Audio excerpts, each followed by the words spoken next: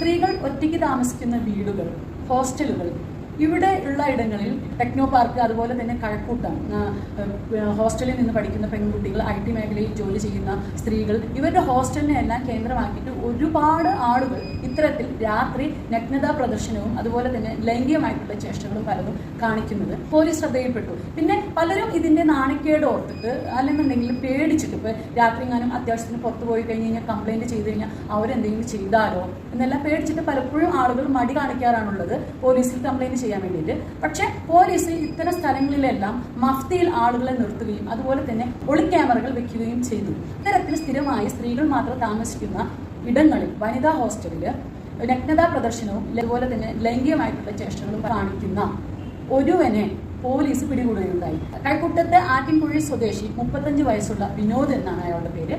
അപ്പം ഞാനിപ്പോഴും ഓർക്കുന്നു, തിരുവനന്തപുരത്ത് പഠിച്ചിരുന്ന സമയത്ത് ആദ്യ കാലഘട്ടത്തിൽ ഞാനൊരു വർക്കിംഗ് വുമൻസ് ഹോസ്റ്റലായിരുന്നു താമസിച്ചിരുന്നത്. അപ്പോൾ എപ്പോഴും വൈകിട്ട് ഞാൻ എൻ്റെ കളരി പ്രാക്ടീസ് കഴിഞ്ഞ് പോകുമ്പോഴോ അതുമല്ലെന്നുണ്ടെങ്കിൽ ഞാൻ എൻ്റെ ട്യൂഷൻ കഴിഞ്ഞ് പോകുമ്പോഴോ എന്നെ കാണുമ്പോൾ ഒരാൾ സ്ഥിരമായിട്ട് വഴിയിൽ നിന്ന് മൂത്രമൊഴിക്കും. എന്നെ കാണുമ്പോൾ മാത്രമാണ് കേട്ടോ, എന്നെ നോക്കിയിട്ട് നിന്നിട്ട് ഓരോന്നൊക്കെ പിറുപിറുക്കൊക്കെ ചെയ്യും.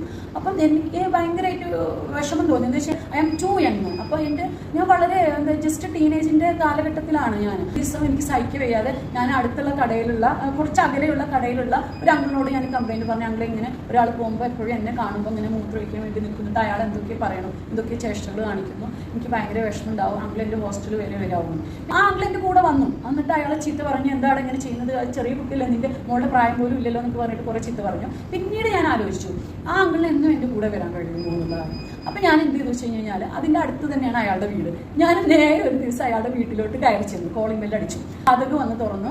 അയാളുടെ വൈഫാണെന്ന് തോന്നുന്നു. അപ്പോൾ ആൻറ്റി എന്നോട് ചോദിച്ചു, എന്താ കുട്ടി എന്ന് ചോദിച്ചു. അപ്പോൾ ഞാൻ പറഞ്ഞു, ആൻറ്റി ഞാൻ ഇന്ന അവിടുത്തെ ഒരു വർക്കിംഗ് വുമൻസ് ഹോസ്റ്റലിൽ താമസിക്കുന്ന കുട്ടിയാണ്, ഞാൻ പഠിച്ചുകൊണ്ടിരിക്കുകയാണ്, ഞാൻ കാര്യങ്ങൾ പറഞ്ഞു. പിന്നെ ആൻറ്റിയുടെ ഹസ്ബൻഡാണോ ബ്രദറാണോ എന്നൊന്നും എനിക്കറിയില്ല. ഇയാൾ എന്നെ കാണുമ്പോൾ എപ്പോഴും പാൻറ്റിൻ്റെ സിപ്പ് ഊരിയിട്ട് മൂത്രം ഒഴിക്കുന്നുണ്ട്. അതെനിക്ക് മൂത്രം ഒഴിക്കൽ മാത്രമല്ല, എന്നെ നോക്കിയിട്ട് എന്തൊക്കെയോ പിറുപിറുക്കുന്നുണ്ട്, അതുപോലെ തന്നെ എന്തൊക്കെയോ കൈകൊണ്ട് എന്തൊക്കെയോ കാണിക്കുകയൊക്കെ ചെയ്യുന്നുണ്ട്. എനിക്കത് മാനസികമായിട്ട് ഭയങ്കര വിഷമം ഉണ്ടാക്കുന്നു. പുരുഷന്മാരോട് തന്നെ വല്ലാത്തൊരു ദേഷ്യം വെറുപ്പൊക്കെ തോന്നുന്നുണ്ട് ആൻറ്റി. എനിക്ക് എന്തായാലും എന്തെങ്കിലും ഞാൻ ചെയ്തേ പറ്റൂ ആൻറ്റി ഒന്നില്ല, അല്ലെങ്കിൽ ഞാൻ പോലീസിനോട് കംപ്ലൈൻറ്റ് പറയുന്നു പറഞ്ഞു.